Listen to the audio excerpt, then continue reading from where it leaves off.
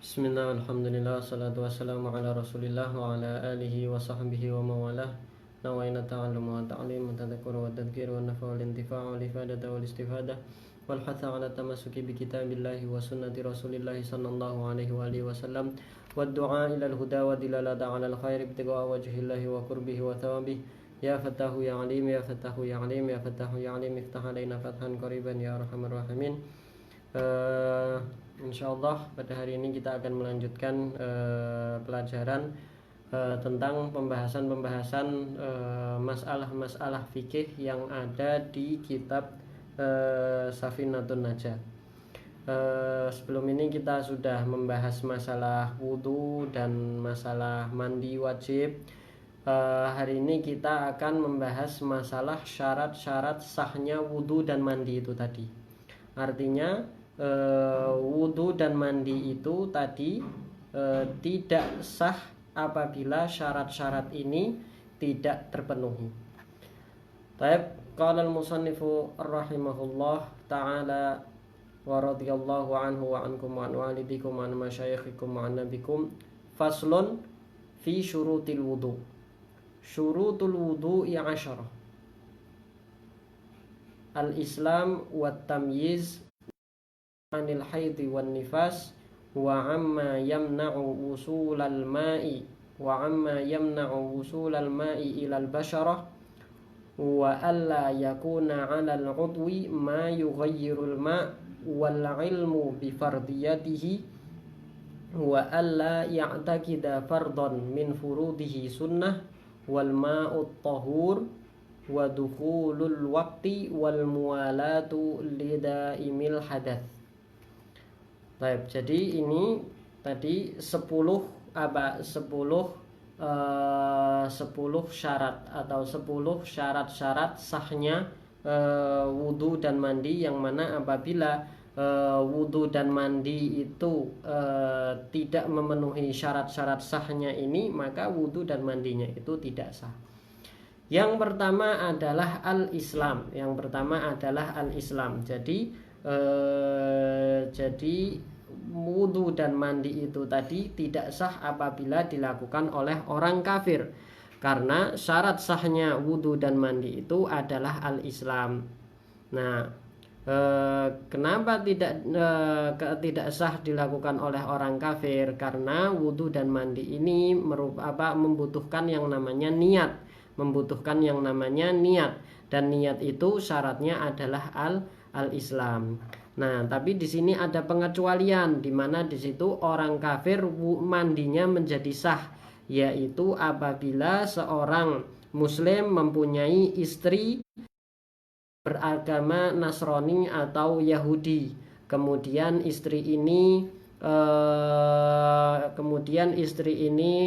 datang bulan atau datang haid. Maka ketika datang haid, suaminya tentu tidak boleh mengumpuli istrinya ini.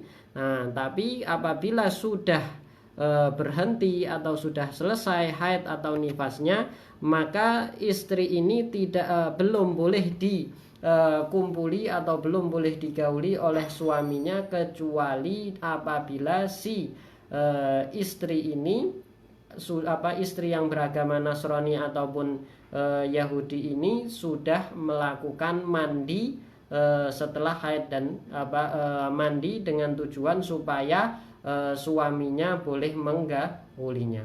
Nah, ketika mandi, si istri ini harus melakukan niat untuk apa? Karena untuk membedakan mana mandi yang biasa dan mana mandi yang tujuannya supaya boleh digauli oleh suami. Karena tujuan niat itu untuk membedakan antar adat dan ibadah. Walaupun ini tidak termasuk ibadah, tapi itu sebenarnya syarat bagi suami supaya boleh boleh menggauli istrinya itu tadi.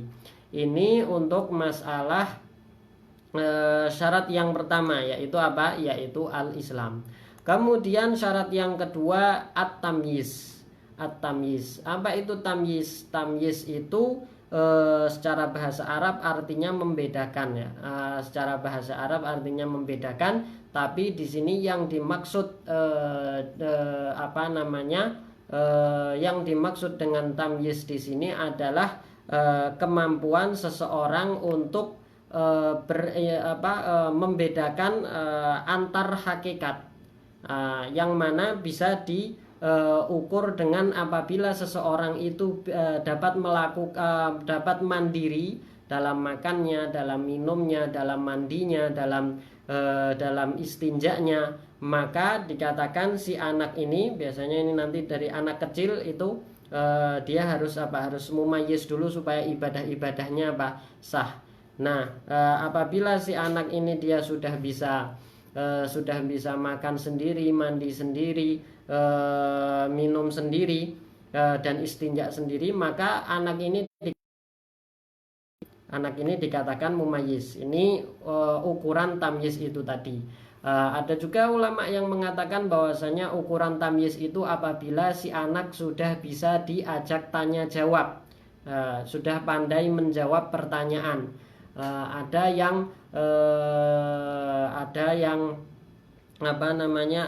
juga yang memberikan ukuran bahwasanya tamyiz itu apabila si anak itu sudah dapat membedakan mana yang baik dan mana yang benar.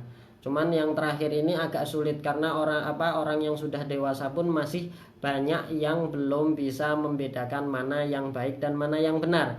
Maka para ulama lebih merojihkan atau lebih mengutamakan ukuran yang pertama itu tadi, yaitu seseorang dikatakan mumayyiz atau sudah mendapatkan syarat tamyiz apabila dia sudah mampu makan sendiri, minum sendiri, mandi sendiri, dan istinja sendiri. Oke, ini bukan hanya dari anak kecil ya, tapi maka yang termasuk tidak mumayyiz itu apa ya, seperti anak kecil yang belum bisa melakukan itu semua, dan orang gila, atau biasanya anak-anak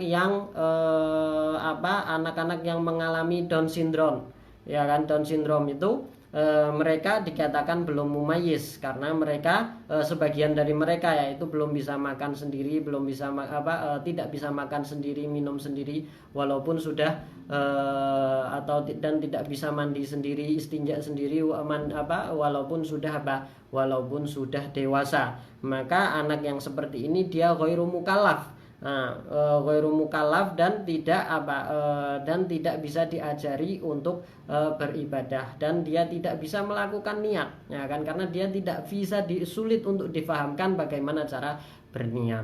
Oke, tapi di sini ada pengecualian, di mana seseorang yang tidak mumayyiz itu bisa wudunya atau mandinya itu sah.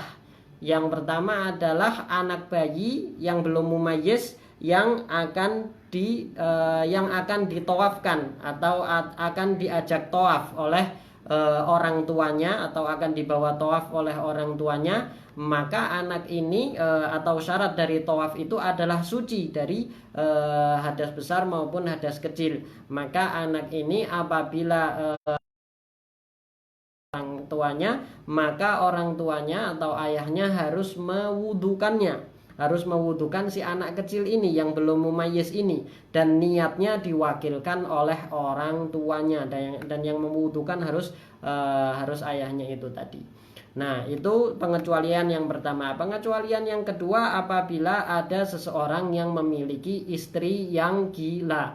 Apabila seseorang memiliki istri yang gila, dan tentunya orang gila itu juga haid ya. Orang gila itu juga haid. Apabila istrinya ini haid dan dia gila, maka supaya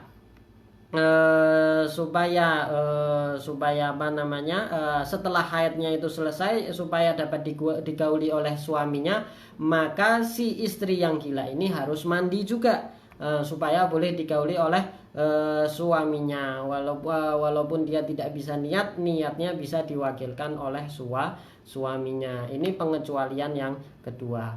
Oke, jadi ini kedua syarat ini yaitu Islam dan tamyiz itu adalah syarat untuk semua ibadah. Dan ini sebenarnya kita sudah jelaskan ketika membahas masalah syarat-syarat sahnya niat. Nah, makanya sebagian ulama tidak memasukkan ini karena ini sudah masuk ke dalam niat.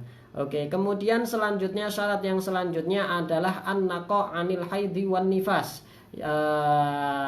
Yaitu suci dari haid maupun nifas. Suci dari haid maupun nifas. Tapi sebenarnya ini terlalu sempit dalam memberi syarat karena sebenarnya syaratnya lebih luas dari itu, yaitu syaratnya adalah adamul munafi lil ibadah, yaitu tidak ada sesuatu yang menafikan ibadah atau tidak ada sesuatu yang menafikan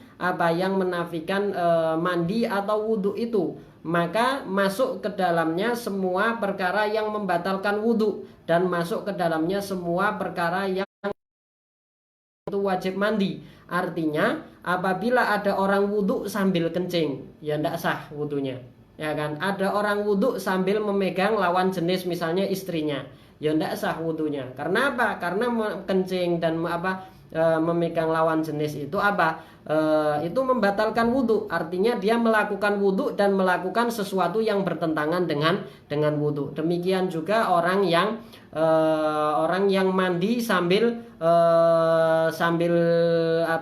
jima misalnya, ya mandinya tidak bisa dikatakan sebagai pengangkat hadas besar.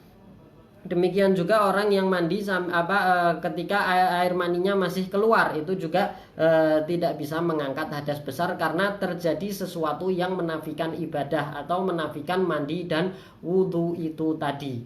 Nah, tapi tentunya di sini ada pengecualian juga. Ada yang ada orang yang mempunyai penyakit beser. Seperti misalnya salisul baul, ya, artinya dia kencingnya selalu keluar, artinya kencingnya selalu menetes, yang mana tidak ada waktu yang cukup untuk melakukan wudhu dan sholat tanpa ada kencing yang menetes. Maka wudhu dia dengan kencing yang terus menetes ini dimaafkan. Demikian juga perempuan yang istihadoh. Perempuan yang istihadoh ini dia dia juga dimaafkan melakukan wudhu dengan darah yang masih keluar, ya kan, dengan darah yang masih semua yang ashabud darurah itu adalah orang yang selalu terjadi hal-hal yang membatalkan wudhu ataupun mewajibkan mandi, yang mana tidak ada waktu yang cukup untuk sholat, untuk bersuci dan sholat tanpa ada waktu yang kosong dari keluarnya hadas tersebut. Nah, tapi di sini untuk masalah perempuan yang haid dan nifas itu tadi, itu dikecualikan mandi-mandi yang dia tidak masuk bersuci, mandi-mandi sunnah, seperti yang mana tujuannya adalah membersihkan diri, seperti misalnya mandi-mandi yang disunahkan di dalam ibadah haji dan umroh, kemudian mandi yang disunahkan ketika hari raya, itu tetap disunnahkan bagi perempuan-perempuan yang haid dan nifas. Artinya mereka tetap disunnahkan untuk mandi, disunahkan untuk mandi, ya betul. Nah, dan syarat yang ketiga ini, yaitu tidak ada perkara yang menafikan ibadah, ini disyaratkan untuk semua disyaratkan pada semua ibadah yang membutuhkan atau memerlukan bersuci. Oke. Nah, syarat selanjutnya adalah an-naqa' amma yamna'u usulal ma' ilal basyarah. Menafikan artinya tidak boleh ada di atas kulit ini sesuatu yang menghalangi air mengenai kulit. Tidak boleh ada sesuatu di atas kulit yang menghalangi air itu mengenai kulit, ya kan, artinya kulit zahir ini, artinya sesuatu itu berbentuk sesuatu yang dapat dirasakan, yang apabila kita korek itu dia mengelupas. Nah, itu berarti dia apabila kita korek dia mengelupas atau hilang, berarti sesuatu tersebut bisa dikatakan bahwasanya sesuatu tersebut menghalangi air untuk mengenai mengenai kulit. maka sesuatu tersebut harus dihilangkan sebelum apa? Sebelum wudhu maupun sebelum mandi. Sebenarnya ini masuk dalam pembahasan arkanul wudhu, karena dalam arkanul wudhu, syarat sahnya wudhu itu nanti dalam arkanul wudhu harus harus mengenai seluruh bagian tubuh yang seluruh kulit yang dibasuh. Demikian juga dalam mandi harus mengenai seluruh kulit yang dibasuh. Maka apabila ada penghalang antara air dan kulit, maka penghalang tersebut membuat mandinya belum sempurna atau wudhunya belum sempurna dan harus dihilangkan. Nah, diantaranya misalnya ada seperti duhan itu seperti sesuatu yang berbentuk semacam balsam, misalnya dengan dalam bentuk tebal, artinya minyak-minyak yang jamit ya, minyak-minyak yang bukan cair tapi dia padat, minyak-minyak yang padat seperti misalnya vaselin ada yang padat. Itu apabila digunakan kemudian menghalangi air, maka itu tidak sah. Nah, kecuali minyak-minyak yang cair walaupun menyebabkan air itu tidak menetap di atas kulit, itu tetap sah karena itu tidak menghalangi air itu mengenai kulit kalau minyaknya cair. Tapi kalau minyaknya itu padat, maka itu menghalangi. Demikian juga materi-materi yang terbuat dari lilin. Materi-materi yang terbuat dari lilin itu juga dapat menghalangi air untuk mengenai kulit. Demikian juga Hana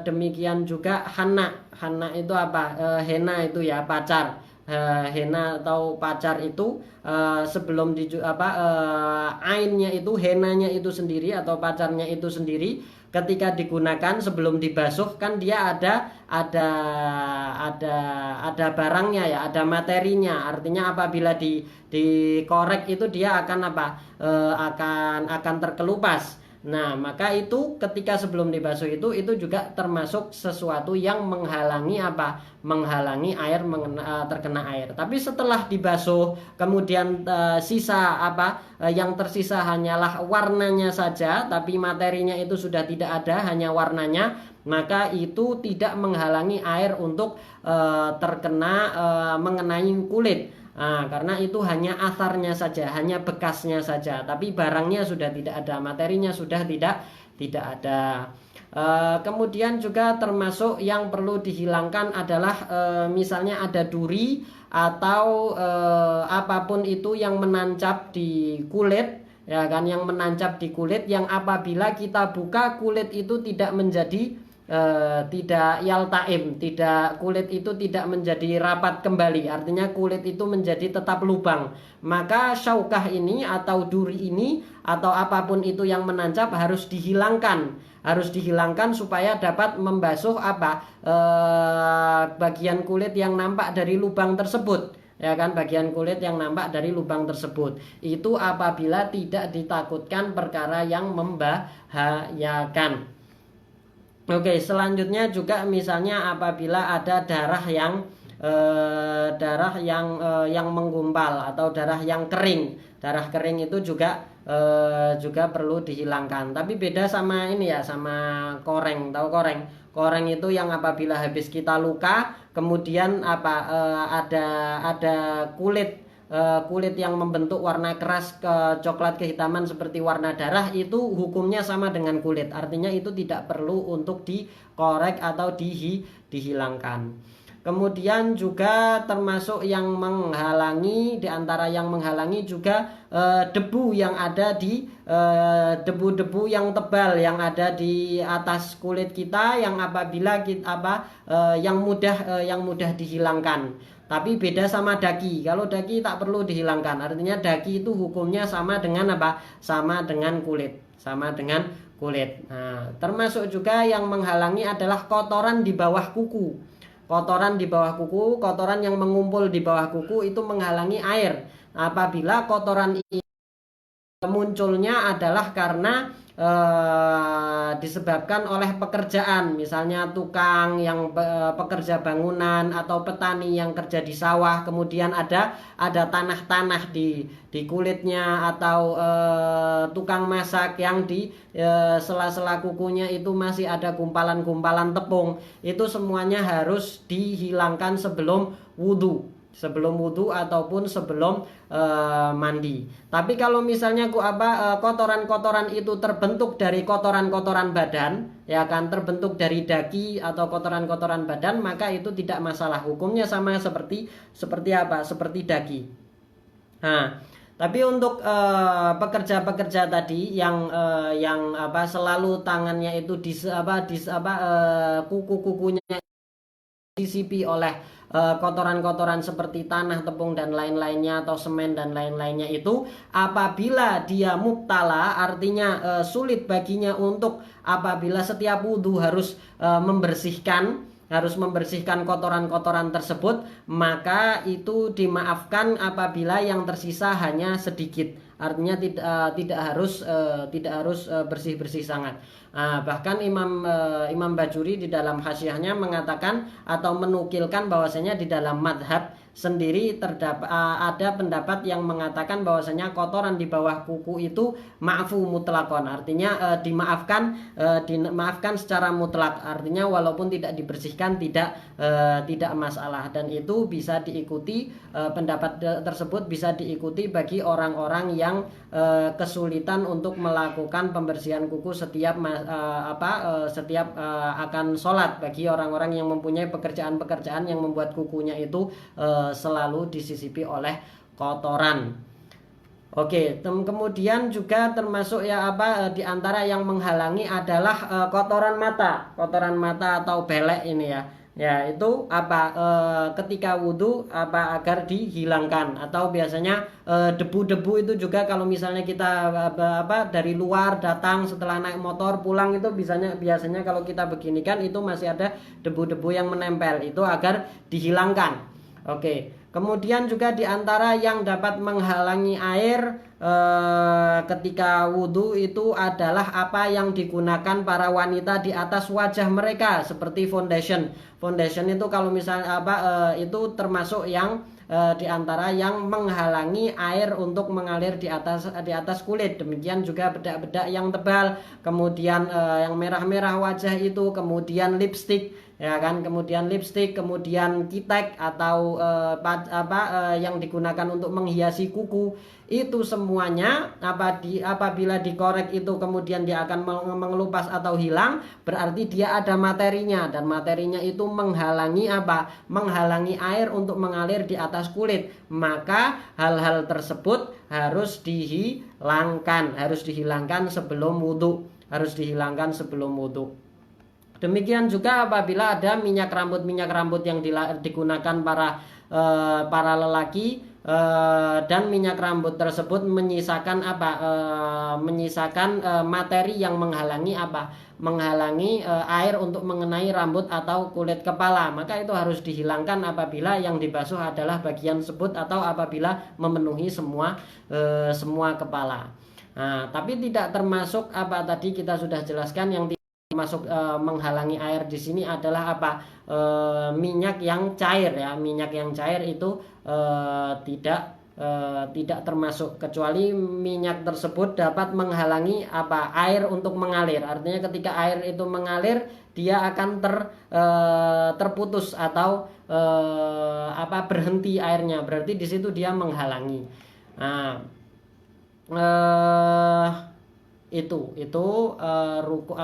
Syarat sahnya sholat yang keempat. Kemudian syarat sahnya sholat yang kelima adalah tidak boleh di atas kulit kita ini ketika mandi ataupun ketika wudhu sesuatu yang dapat merubah warna air atau baunya atau rasanya, yang mana perubahan itu perubahan yang banyak sehingga menjadikan air itu mempunyai nama lain. Misalnya di atas badan kita ini ada sabun, ketika kita siram, air yang terkena badan kita ini apabila menjadi air sabun, artinya berubah parah menjadi putih, menjadi seperti air sabun bahkan berbusa dan lain sebagainya, itu apa? Itu menjadikan wudhu ini tidak sah, karena kemarin syarat wudhu harus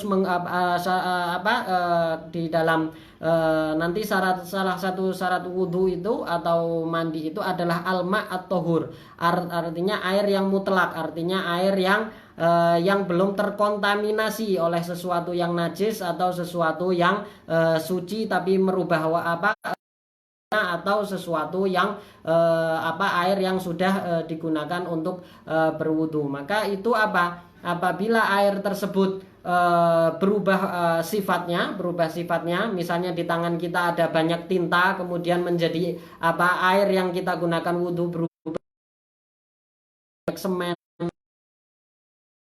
itu harus dihilangkan dulu. Tapi kalau misalnya air itu hanya berubah sedikit warnanya, berubah sedikit baunya, berubah sedikit berubah sedikit rasanya, dan tidak menyebabkan air tersebut menjadi berubah warna sehingga menjadi air semen atau air sabun atau air aparnya, perubahannya itu hanya sedikit, maka itu tidak masalah, artinya tetap sah wudunya. Atau kita ragu ini airnya berubahnya menyebabkan wudhu sah atau tidak. Kalau kita ragu ya sudah, itu insya Allah airnya masih sah untuk digunakan. Selanjutnya juga yang menjadi syarat sahnya sholat, syarat sahnya wudhu dan mandi itu mengetahui mana yang pertama al-ilmu bifardiyatihi, artinya tahu bahwasanya wudhu yang akan dilakukan itu adalah wudhu yang wajib, dan mandi yang akan dilakukan itu adalah mandi yang wajib. Artinya tidak sah orang itu beribadah tanpa ilmu atau beribadah tanpa mengetahui hukum ibadah yang dia lakukan. Apabila ibadahnya wajib, maka dia harus meyakini bahwasanya ibadah tersebut wajib. Tapi kalau sunnah tidak masalah. Oke. Nah, maka apabila dia ragu apakah wudhu yang dia lakukan ini atau mandi yang dia lakukan ini atau ibadah yang dia lakukan ini fardu atau sunnah, atau padahal ibadahnya ini adalah fardu, atau dia meyakini bahwasanya ibadah ini adalah sunnah padahal dia fardu, maka tidak sah ibadahnya menjadi tidak sah. Oke. Nah, itu. Tapi apabila dia setelah wudhu baru meyakini bahwasanya wudhunya itu wajib, setelah mandi baru dia meyakini bahwasanya mandinya itu wajib, maka di sini belum dia harus mengulangi wudhunya dan harus mengulangi mandinya. Kenapa? Karena wudhu yang dia lakukan, mandi yang dia lakukan tanpa terpenuhi syarat sahnya mandi atau wudhu itu, yaitu mengetahui bahwasanya wudhu atau mandi ini adalah wajib. Kemudian syarat sahnya wudhu yang ketujuh itu adalah alla ya'taqida fardhon min furudihi sunnah. Artinya tidak boleh meyakini salah rukun dari mandi atau wudhu itu adalah sesuatu yang sunnah. Artinya apa? Artinya dia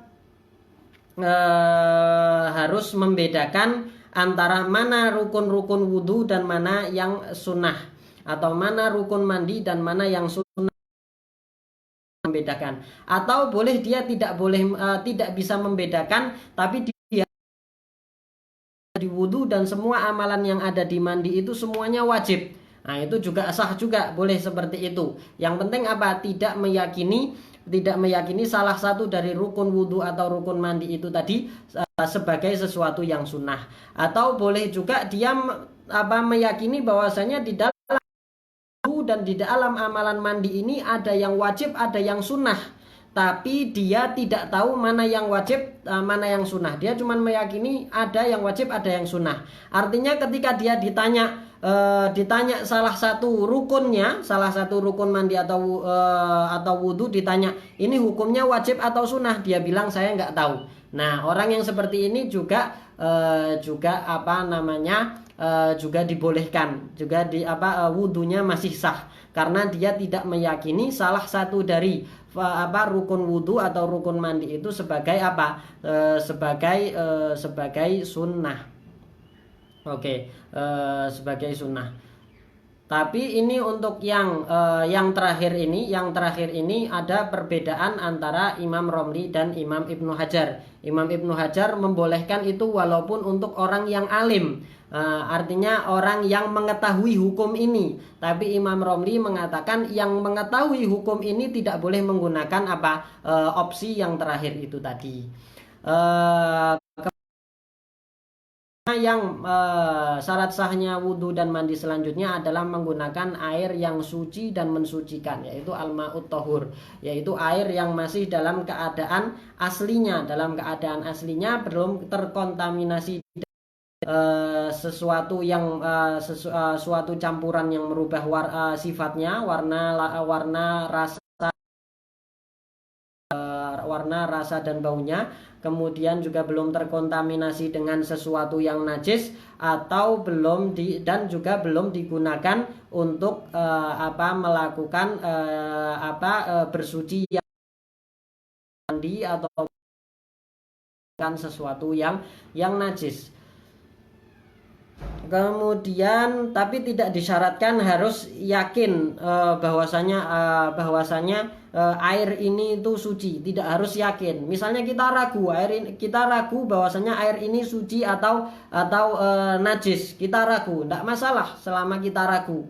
Kalau kita ragu tidak masalah, karena kita tidak bisa menghukumi sesuatu itu najis kecuali kita yakin. Karena kaedahnya di dalam madhab kita ini bahwasanya kita tidak bisa la tanjisa illa bil yakin. Artinya tidak ada sesuatu yang najis kecuali kita yakin. Yakin itu dengan melihat langsung bahwasanya sesuatu itu terkena najis atau mendapatkan kabar yang mutawatir dari orang yang melihat langsung.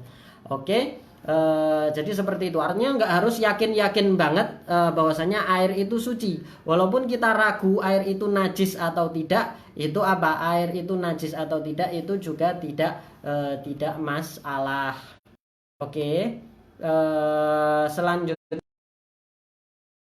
nah ini tadi 8 syarat sahnya orang yang syarat sahnya wudhu dan mandi. Kemudian untuk bagi orang yang mempunyai dawam al-hadath ad-daim, artinya hadas yang selalu keluar itu tadi, seperti yang mustahadhah atau beser atau salisul baul itu tadi, ditambahi 2 syarat. Ada 2 syarat lagi yang harus terpenuhi apabila dia akan melakukan mandi dan wudhu. Yang pertama adalah adalah masuknya waktu sholat. Nah, jadi orang yang istihadah, orang yang salisul baul atau beser itu tadi tidak boleh mandi kecuali waktu sholat, tidak boleh wudhu kecuali waktu sholat itu sudah masuk. Kenapa? Karena wudhunya dia ini adalah wudhu darurat. Dan sebelum masuknya waktu itu belum ada kedaruratan, maka tidak boleh melakukan sesuatu yang darurat. Artinya yang dia lakukan itu menjadi tidak sah. Ini yang pertama, artinya syarat yang pertama. Artinya dia harus tahu bahwasanya waktu itu sudah masuk. Kalau waktu sudah masuk baru dia boleh melakukan wudhu. Kalau waktu belum masuk maka dia tidak boleh melakukan wudhu tersebut. Kemudian syarat tambahan yang kedua bagi orang yang yang mempunyai hadas yang berterus-terusan itu, yang kedua adalah mualah. Mualah itu artinya melakukan ketika wudhu itu tidak melakukan artinya tidak memberi jeda antara satu anggota dan anggota wudhu dan anggota wudhu yang lain ketika wudhu sampai anggota sebelumnya itu kering. Kalau misalnya dia membasuh muka, maka dia harus langsung membasuh tangan, dan setelah membasuh tangan dia harus segera mengusap kepala dan harus segera mengusap kaki. Artinya tidak boleh ada jeda yang mana anggota wudhu sebelumnya itu kering. Apabila anggota wudhu sebelumnya itu kering dan cuacanya itu stabil, maka maka wudhunya harus diulang lagi karena dia kehilangan syarat muwalah. Karena dia kehilangan syarat muwalah, yaitu harus melakukan secara berterusan antar wudhu ini. Nah, selain itu juga, selain di dalam wudhu juga, orang yang dalam keadaan istihadhah ini, dia juga harus melakukan apa sebelum wudhu? Harus melakukan yang namanya istinja. Istinja itu apa? Istinja itu cebok ya, atau istinja. Nah, kemudian harus menyumpel apa? Menyumpel kemaluannya itu, untuk yang istihadhah kemaluannya itu dengan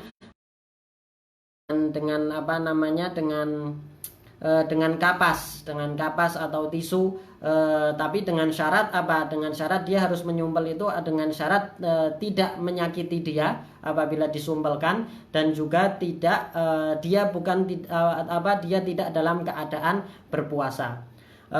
Kemudian setelah disumpel dia harus mengikat dalam artian kalau zaman sekarang pakai celana dalam atau pakai spender atau menggunakan celana dalam, sehingga supaya sumpelannya ini tidak copot, ya kan, khususnya apabila darahnya itu banyak, maka dia memerlukan tambahan celana dalam, tentunya menggunakan softtek atau pembalut, supaya darahnya itu tidak mengenai celana dalam itu tadi ya, kalau zaman sekarang. Oke, setelah dia mengikat atau menggunakan celana dalam, baru dia wudhu. Kemudian dan dia harus mualah antar anggota wudhu. Kemudian setelah wudhu harus langsung sholat. Tidak boleh mengundur sholat setelah wudhu, kecuali untuk sesuatu yang masuk dalam maslahat sholat. Misalnya dia harus menunggu imam, itu tidak apa-apa, atau masih mau sholat qobliyah dulu, itu tidak apa-apa. Artinya boleh mengundur sholat dengan syarat sebab mengundurnya itu adalah sesuatu yang berkaitan dengan maslahat sholat. Jadi ada berapa hal? Ada 5 hal yang perlu dilakukan oleh seseorang yang dawamul hadas itu tadi. Yang pertama istinja atau cebok, kemudian menutup atau menyumpeli atau memasukkan kapas ataupun itu ke dalam kemaluannya supaya darahnya itu tidak keluar. Kalau misalnya laki-laki bisa mengikat kemaluannya. Kemudian tapi itu dengan syarat apabila tidak menyakitkan atau tidak puasa untuk yang perempuan. Oke, kemudian mengikat dengan artian menggunakan celana dalam yang ada pembalutnya. Ini kalau syarat menggunakan celana dalam atau menggunakan pembalut ini apabila dibutuhkan. Artinya kalau misalnya sumpelan itu tadi atau kapas itu tadi itu sudah cukup untuk menahan darah keluar, itu tidak memerlukan lagi menggunakan celana dalam atau pembalut. Kemudian harus langsung wudhu, kemudian harus langsung sholat. Ini semuanya harus mualah, boleh ada jeda. Kalau misalnya melakukan ada jeda antara satu amalan dengan amalan lain, maka harus mengulangi lagi dari awal. Ukuran jedanya adalah kalau tidak salah, nanti saya rujuk lagi, kalau tidak salah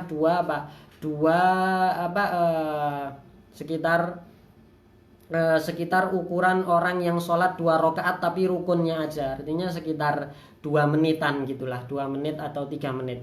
Oke, kemudian di sini juga ada syarat-syarat yang belum disebutkan oleh penulis kitab Safinatun Najah, di antaranya sebelum wudhu dan sebelum mandi itu harus menghilangkan najis yang ada di badan. Apabila najisnya itu adalah najis ainiyah. Apa itu najis ainiyah? Najis ainiyah itu najis yang ada materinya, ada warnanya, ada rasanya, dan ada baunya. Oke, najis itu harus dihilangkan dulu, baru boleh melakukan wudhu ataupun mandi. Tapi kalau misalnya najisnya itu yang sekali siram itu najisnya itu tidak ada materinya, mungkin hanya atau ada materinya tapi tidak ada sifatnya, artinya yang sekali siram itu langsung hilang semuanya sifat-sifatnya itu tadi, materinya hilang, warnanya hilang, baunya hilang, dan rasanya hilang dengan sekali siram, maka najis yang seperti ini tidak wajib, harus dihilangkan dahulu.